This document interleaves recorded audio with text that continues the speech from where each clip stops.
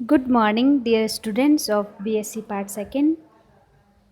Zoology में हम कल पढ़ रहे थे कंपोजिशन ऑफ ब्लड और उसी को कंटिन्यू रखते हुए आज हम ब्लड सेल्स पढ़ते हैं।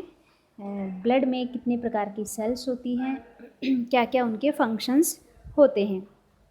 आरबीसी का हमने कल पढ़ लिया था और नेक्स्ट हम पढ़ते हैं। यहाँ पर पहले हम जो different types of blood cells होती हैं उनका डायग्राम हम यहाँ देख लेते हैं।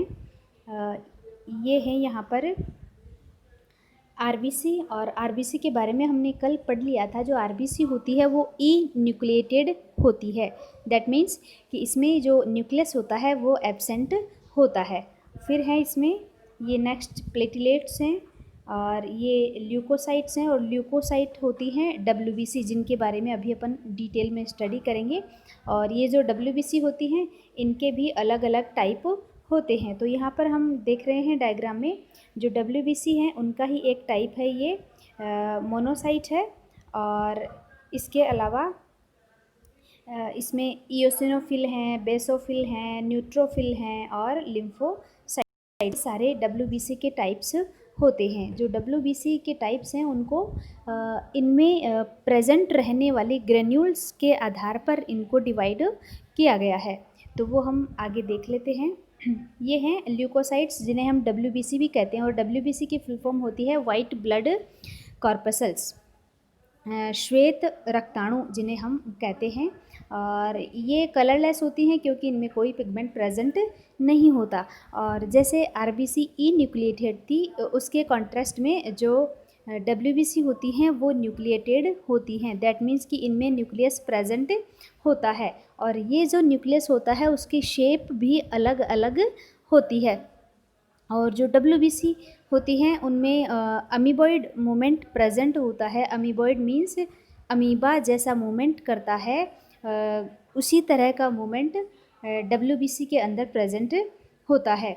और ये जो डब्ल्यूबीसी होती हैं वो जैसे बाहर से बॉडी में कोई इन्फेक्शन होता है तो उस इन्फेक्शन को, उस बैक्टीरिया को डिस्ट्रॉय करने के लिए ये ब्लड कैपिलरीज में से होके ये बाहर आ जाती हैं, और उस मूवमेंट को हम डायापेडेसिस कहते हैं। और ये है इम्पॉर्टेंट है, आपके शॉर्ट आंसर टाइप क्वेश्चंस में ये पूछा जा सकता है। और एक और इम्पॉर्टेंट जो थिंग है इसके बारे में वो ये कि डब्ल्यूबीसी का नंबर, एवरेज नंबर कितना होता है, वो हमने कल आरबीसी का नंबर भी पढ़ा था, जो मेल फीमेल में डिफरेंट डिफरेंट होता है। ऐसे ही जो डब्ल्यूबीसी का नंबर है वो आरबीसी के कंपैरिजन में बहुत कम होता है। और ये जो नंबर होता है नियर अबाउट 6 to 7 मिलियंस पर क्यूबिक ये होता है। सॉरी, मिलियन नहीं, ओनली 6 to 7,000। एवरेज हम 6 से 7,000 जो डब्ल्यूबीसी होती हैं वो पर क्यूबिक एमएम होती हैं। और इसकी जो यूनिट है वो हमें ज़रूर ध्यान में रखनी है, क्योंकि आरबीसी जो होती हैं वो तो लाखों में प्रेजेंट होती हैं, जैसे 50 या 55 लाख पर क्यूबिक एमएम। और ये जो डब्ल्यूबीसी हैं वो भी उनकी यूनिट भी सेम है, पर क्यूबिक एमएम, लेकिन ये हज़ार में ही होती हैं। तो इनका नंबर इम्पॉर्टेंट है और हमें ये है ध्यान में रखना है।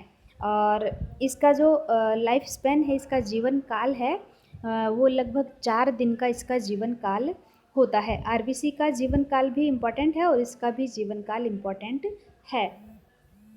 अब हम देख लेते हैं कि ये जो डब्ल्यूबीसी हैं इनको 2 भागों में डिवाइड किया जाता है, और किस आधार पर इनको क्लासिफाई किया गया है, ग्रेन्यूल्स की प्रेजेंस और एब्सेंस के आधार पर। ग्रेन्यूल्स, इसमें कुछ कणिकाएं प्रेजेंट होती हैं जिनको हम अलग अलग डाइज से हम उनको स्टेन, अभिरंजित उनको हम कर सकते हैं। तो उसी अभिरंजन के आधार पर ही डब्ल्यूबीसी को क्लासिफाई किया गया है। तो डब्ल्यूबीसी के जो 2 टाइप हैं वो हैं granulocytes and A granulocytes. Granulocytes means जिनमें ग्रेन्यूल्स प्रेजेंट हैं, और ए ग्रेन्युलोसाइट्स मीन्स जिनमें ग्रेन्यूल्स एब्सेंट हैं। तो पहले हम देख लेते हैं कि ग्रेन्युलोसाइट्स के कौन कौन से टाइप्स हैं। तो ग्रेन्युलोसाइट्स के 3 टाइप्स हैं, और हम डायग्राम में देख रहे हैं ये 3 टाइप्स हैं जो ग्रेन्युलोसाइट्स के होते हैं। ग्रेन्युलोसाइट्स में पहला है न्यूट्रोफिल, फिर है इयोसिनोफिल एंड बेसोफिल। और जो ए ग्रेन्युलोसाइट्स हैं मीन्स जिनमें ग्रेन्यूल्स प्रेजेंट नहीं हैं, उसके दो टाइप्स हैं, that is monocytes and lymphocyte. जैसा कि हम इसके डायग्राम में भी देख पा रहे हैं, जो ग्रेन्युलोसाइट्स हैं, ये जो ग्रेन्युलोसाइट्स हैं उनमें कुछ कणिकाएं हमें दिखाई दे रही हैं, ये जो डॉट डॉट कणिकाएं हमें दिखाई दे रही हैं। लेकिन जो ए ग्रेन्युलोसाइट्स हैं उनके साइटोप्लाज्म में हमें कोई कणिकाएं, कोई ग्रेन्यूल्स दिखाई नहीं दे रहे हैं, तो इसलिए इन्हें हम कहते हैं ए ग्रेन्युलोसाइट्स।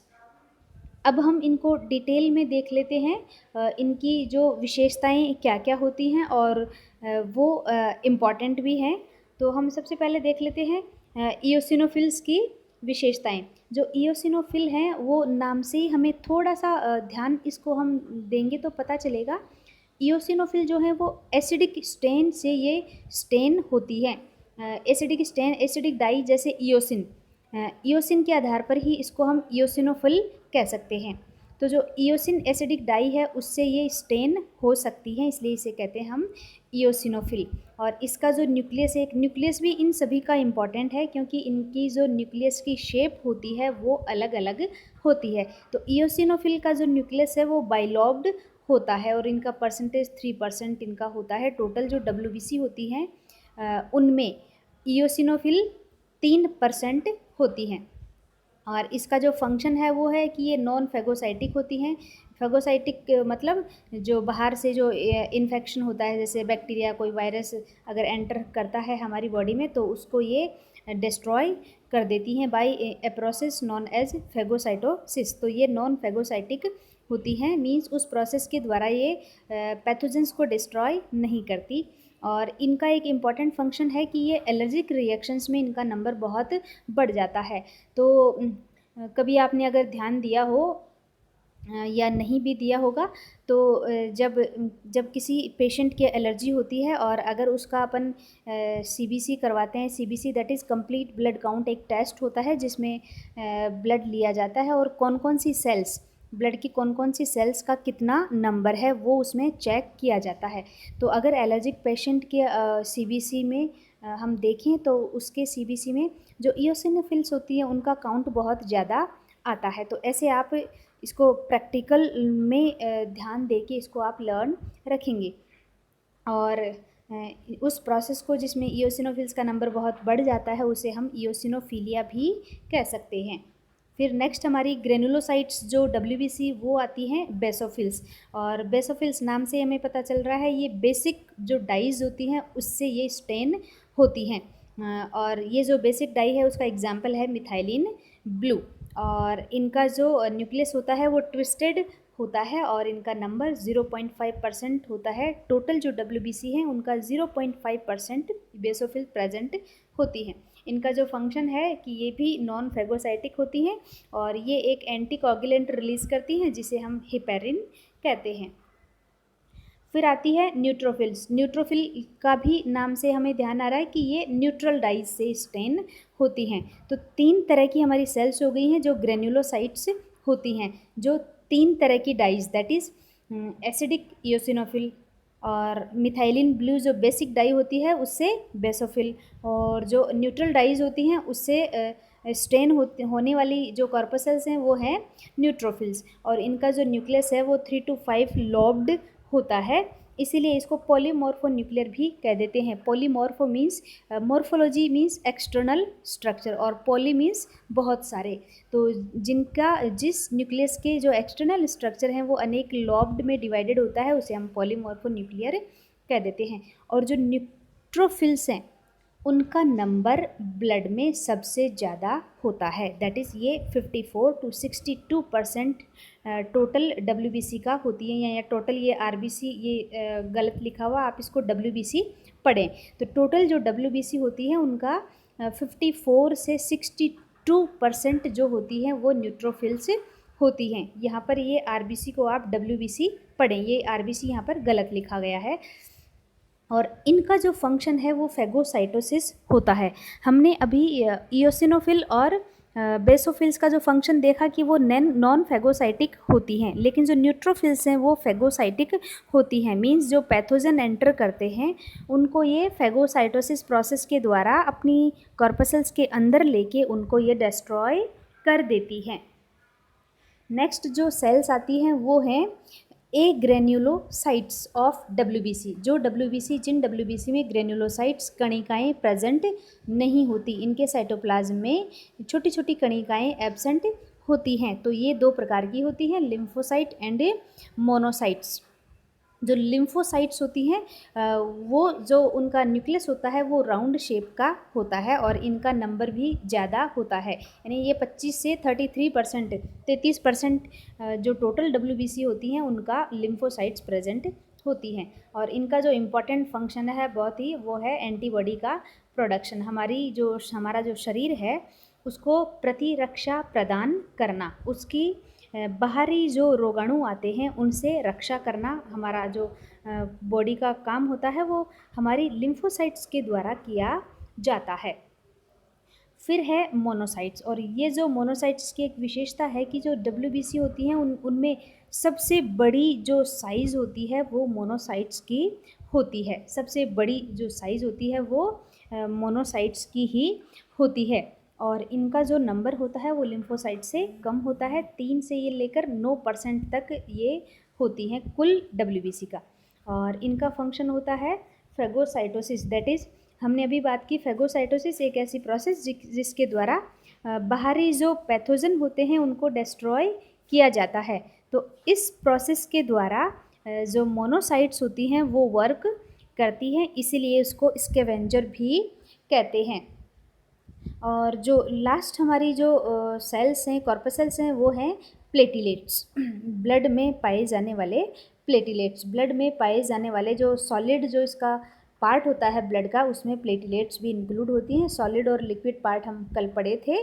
तो प्लेटिलेट्स का जो फंक्शन होता है कि वो वेसो कंस्ट्रिक्शन मीन्स वेसल को कंस्ट्रिक्ट करती हैं। एक इम्पॉर्टेंट फंक्शन हमने पहले भी शायद पढ़ा होगा।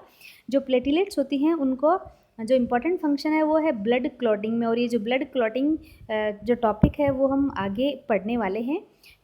उस ब्लड क्लॉटिंग प्रोसेस में प्लेटिलेट्स का इम्पॉर्टेंट फंक्शन होता है। और ब्लड क्लॉटिंग क्या होती है, जैसे हमारे कहीं भी चोट लग जाए तो ब्लड बहने लग जाता है, लेकिन हम ये देखते हैं कि थोड़ी देर बाद में ही वो ब्लड जो बहना है वो रुक जाता है, यानी ब्लड का वहाँ पर थक्का बन चुका है, अब वो ब्लड बाहर नहीं बहेगा। तो इसी ब्लड क्लोटिंग में जो प्लेटिलेट्स होती हैं वो इम्पॉर्टेंट रोल प्ले करती हैं। इस तरह से वो ब्लड के बहने को रोक देती हैं और ब्लड क्लोटिंग को वो प्रमोट करती हैं। तो इस तरह से आज की हमारी जो ब्लड कंपोजिशन है, ब्लड की जो डिफरेंट टाइप्स ऑफ सेल्स हैं उनके बारे में हमने पढ़ा। और ये जो छोटी छोटी बातें हैं लेकिन ये बहुत इम्पॉर्टेंट हैं और इससे बहुत सारे क्वेश्चंस जो हैं वो पूछे जाते हैं, इसलिए आपको इनको अच्छे से इनको याद करना है। और ऑब्जेक्टिव टाइप में ये पूछे जा सकते हैं, तो इनको ऑब्जेक्टिव टाइप के अकॉर्डिंग ही अपन को इसको लर्न करना है। और मैं ये आशा करती हूँ कि आप सभी बच्चे घर पे सुरक्षित होंगे और सुरक्षित ही रहें, ज़्यादा ज़रूरत ना हो तो घर से बाहर ना निकलें। तो आज के लिए इतना काफ़ी है। Thank you.